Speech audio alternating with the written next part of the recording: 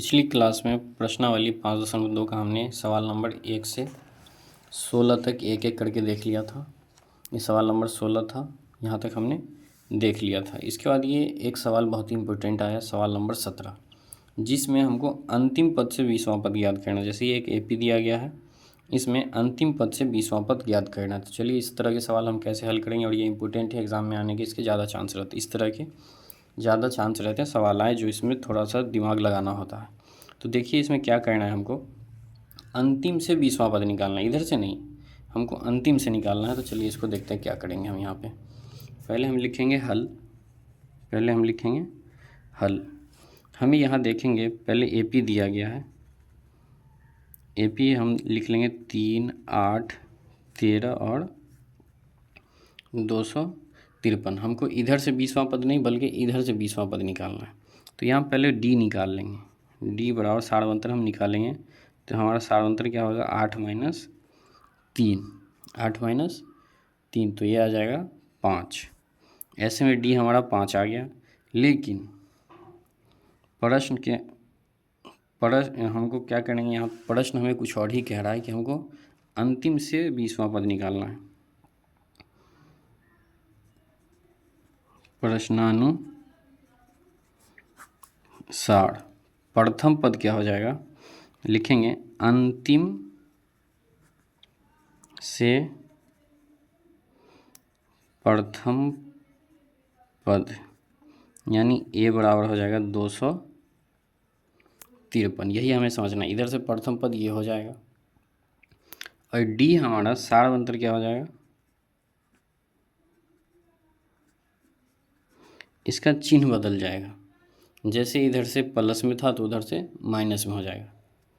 ये हम इसका डी क्या कर देंगे, तो क्या था, 5 था, तो ये हो जाएगा -5। इसको आप इस तरह से समझ सकते हैं कि यहाँ पद बढ़ रहा है, 53 प्लस 3 प्लस 5 8, 8 प्लस 5 13, इस तरह से प्लस करते करते 248 रहा होगा, जिसमें 5 जोड़ने पे 253 आया होगा।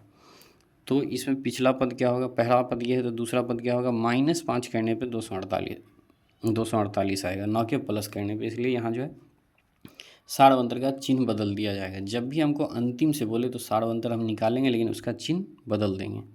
तो ये हो गया। अब हमें निकालना क्या है, 20वां पद। तो n हमारा 20 है, तो A20 हम निकालेंगे तो क्या हो जाएगा, A + 19D। A 20 बराबर क्या हो जाएगा, A + 19D। ये हमारे पास निकल गया है। अंतिम से पहला पद क्या है, 253। वैसे तो यहाँ पहला पद 3 है, लेकिन हम लेंगे अंतिम से, क्योंकि अंतिम से ही 20वां पद निकालना है। तो इस स्थिति में हम बदल देते हैं, अंतिम पद पहला पद हो जाता है। तो ये हो गया, और 19 गुने डी का मान 5 ना होके क्या हो जाएगा, -5, जो कैसे हुआ मैंने अभी आपको समझा दिया। तो इसको कर लेंगे, 253 हो जाएगा। ये प्लस माइनस गुना करके माइनस होगा, 19 पंचे ये हो जाता है 95। अब इसको हम घटाएंगे, 13 से 5 गया तो 8, ये बचा 4, 14 से 9 गया 5, और ये 158। ये हमारा इस सवाल का आंसर हो गया। तो इस तरह के सवाल पे आप ध्यान देंगे कि हमको किधर से कह रहा है। सवाल को आप ध्यान से पढ़ेंगे परीक्षा में कि अंतिम से कह रहा है या शुरू से कह रहा है। अगर अंतिम उसे मेंशन नहीं किया गया हो तो हम समझेंगे कि इधर ही से निकालना है। लेकिन जब भी ऐसा हो अंतिम से बोले तो हमको उसमें क्या करना है, डी का जो है चिन्ह बदल देंगे। जैसे माइनस है तो प्लस, प्लस है तो माइनस कर देंगे। चलिए अब हम अगला सवाल देखते हैं, सवाल नंबर 18। सवाल नंबर 18 है, किसी एपी के चौथे और 8वें पद का योग 24 है। यानी चौथे पद को और 8वें पद को जोड़ने पे हमारा कितना आ रहा है, 24 आ रहा है। तथा छठे और 10वें पदों का योग, छठे और 10वें पद को जोड़ने पे 44 आ रहा है। तो हमें एपी के प्रथम 3 पद ज्ञात करने। चलिए हम ज्ञात करते हैं, कैसे करेंगे। हमको ए और डी निकालेंगे, उसके बाद सारे पद निकाले जा सकते हैं। तो यहाँ पे हम लिखेंगे हल। हमको दिया गया है, प्रश्न से दिया गया है कि चौथे और 8वें पद का योग कितना है, 24 है। तो A4 + A8, यानी चौथा पद और 8वां पद बराबर कितना आ गया, 24। A4 क्या होगा, A + 3D, और A8 क्या होगा, A + 7D बराबर 24। इसको हम जोड़ेंगे तो 2a प्लस 7 3 10d बराबर 24। 2 कॉमा ले लेंगे तो a प्लस 5d बराबर 24 हो जाएगा। 2 से इसको काट देंगे तो ये 12, यानी a प्लस 5d हमारा 12 निकल गया। ये इसको हम समीकरण 1 लिख लेंगे। अब हमको आगे इसमें कह रहा है कि छठे और 10वें पद का योग 44 है। जैसे चौथे और 8वें का 24 था, तो छठे और 10वें पद का योग 44 है। तो हम यहाँ लिखेंगे कि a6 प्लस 10 यानी a10 बराबर 44, 44 आ रहा है। इसको हम इस तरह समझेंगे a प्लस 5d और a प्लस 9d बराबर 44 हो जाएगा। ये 2a प्लस 14 यानी 14d हो जाएगा, ये 44 हो जाएगा। 2 कॉमा ले लेंगे हम तो a प्लस 7d बराबर 44। 2 से इसको काटेंगे तो 22 दूनी 44। ये हमारा क्या आ जाएगा, a प्लस 7d बराबर 22। इसको हम समीकरण 2 लिख लेंगे। अब हम क्या करेंगे, समीकरण 1 और 2 से दोनों का हल करेंगे। समीकरण 1 और